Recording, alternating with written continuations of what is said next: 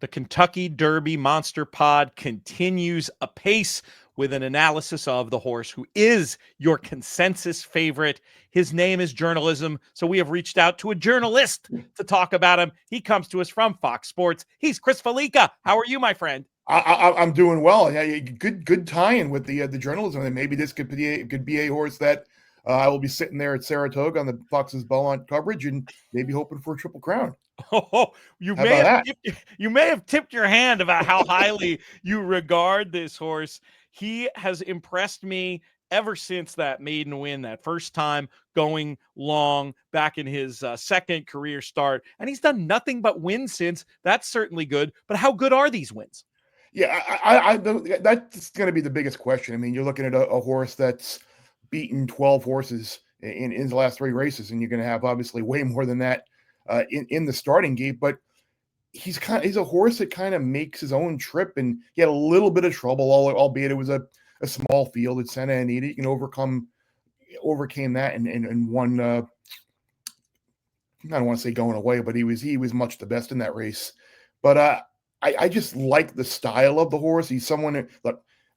I'm not a guy who wants to play these stone cold closers in the Derby. I'm not a guy who's going to want to play a horse that's on the lead the entire way. I think the stalking type trip is the way to go. And you're looking at a trainer that's got a Triple Crown win with Rombauer in the Preakness. And I guess if you want to be concerned about Umberto Rispoli, the jockey, having only 2 mounts in the Derby, and the both of them have been hopeless long shots, but he's a good enough rider where he can kind of figure it out here. So I just think in terms of the way his figures are going, I think the best part about his Santa Anita Derby was it wasn't his best figure. It wasn't his best race. He ran great off the layup in the San Felipe, kind of regressed a little bit here. And now I think he's set up to run a career high for Saturday in May. Yeah, I agree about the pattern. I mean, what was he going to do? Run another, 108? Right. Then you'd have to wonder about 3 huge races in a row. It seemed like kind of the perfect effort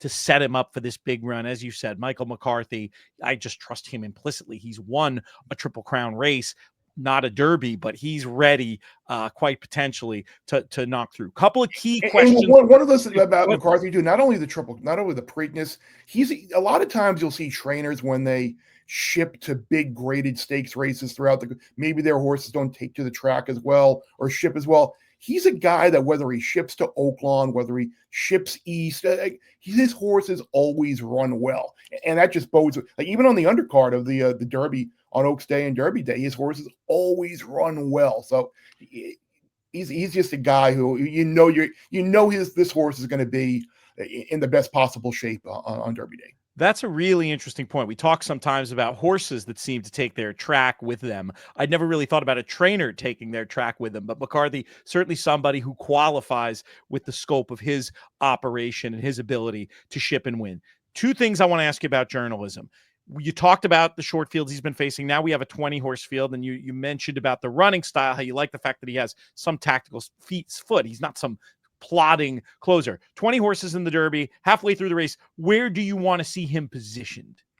Probably 5th, maybe somewhere close to 4th or 5th, somewhere around there. You'll get some of those horses on the lead back. Like I think what happened in the Bluegrass was huge with East Avenue going to be in the race now. Probably that is going to ensure a fast pace for him, so he can kind of sit back a little bit, and you'll get a couple of other of those speed balls up front that will ultimately back up. But I think 5th would be a perfect spot for him to be.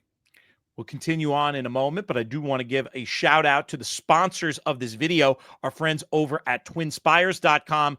They are back in the contest game in a big way. Kentucky Derby betting challenge, $5,000 to buy in, prize pool of over a couple $100,000 expected. And you can win your way in all month long over on TWINSPIRES.com. Just go to TWINSPIRES.com and navigate over to the tournaments tab. Maybe the most important question of all when it comes to journalism: what price is acceptable in terms of making him a horse to key around? Or have you made up your mind and it's journalism or bust at this point? I think at this point for me, I'm absolutely going to be using him as a key. Like if you look at the recent derbies, I mean, last year, obviously Fierceness ran terribly as the favorite. But before that, you had a 12-year run where you had 6 favorites win, 3 run second, and 2 other run third. So like putting him in your tries and your exactas in a single spot and try and key around him with some other prices. That's definitely the way to go for me. I would think in this field with no other real standout, but I think there are some horses in here that people probably would be looking to play, whether it's Sovereignty, whether people buy into Luxor Cafe. I mean, if there ever is a year where you want to like kind of take a chance on one of the foreign horses, it might be this year where they're really, if you're not sold on journalism and all these other horses seem like maybe they're closers, plotters, really haven't done a lot. Maybe you do, but at the same time, it could be a little bit of buyer beware because maybe a lot of people are thinking that because of what Forever Young did last year. Yeah. But I would expect him to be somewhere maybe in the maybe 7-2 range. I think probably is fair. I don't think anything shorter than 3-1. I think is definitely too short. But I would think 7-2 is probably right because I do think Sovereignty will take some play. I think you'll get probably some play on Tappan Street. Sandman will be a public horse that I'll be absolutely against in this race. But yeah, I think playing him in the exactas and the tries in a single spot, and then you excuse me, and then you play some pick 4s and pick 5s around that, and maybe you use a couple of horses on a wider spread ticket and you press him in the multi-race exotics a little bit more, and hopefully your 7-2 plays a little bit longer and you get some price horses in and around that. But there's really, I came into this Derby season really looking for someone who hadn't really run yet. I mean, I knew Sovereignty and Journalism were 2 horses that were going to be appealing to a lot of people, and on paper they certainly, the way they've run, certainly deserve that. So I was looking for horses that maybe